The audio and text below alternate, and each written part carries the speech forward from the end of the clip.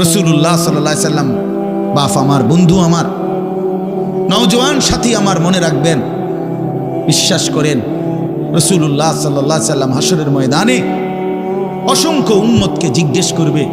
এই আমলনামা যখন দেখবে, প্রত্যেকটা উম্মত তার নিজ নিজ আমলনামা, রাসূলুল্লাহ সাল্লাল্লাহু আলাইহি সাল্লাম দেখবেন।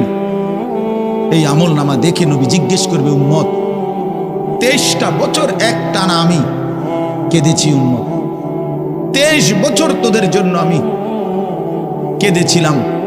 এমনও রাত গেছে, সারা রাত উম্মতের জন্য আমি কেঁদেছি, সারা রাত দোয়া করছি উম্মতের জন্য। তায়েফের পাথরের আঘাতে পিঠ চালনির মতো ছিদ্র বানায় ফেলছি, পেটের কষ্টে, ক্ষুধার কষ্টে 14 দিনের চাইতে বেশি পেটে 2টা পাথর বাইদা ক্ষুধার কষ্ট হজম করছি। উহুদের দান দান শহীদ করা রক্তে আমি বেহুশ হয়ে আমি পড়েছিলাম। সেই নবী আমি আর কত কাঁদলে, আর কত রক্ত ঝরাইলে উম্মত তুমি আমার কথা মনে করতা, তুমি আমার কথা ভাবতা।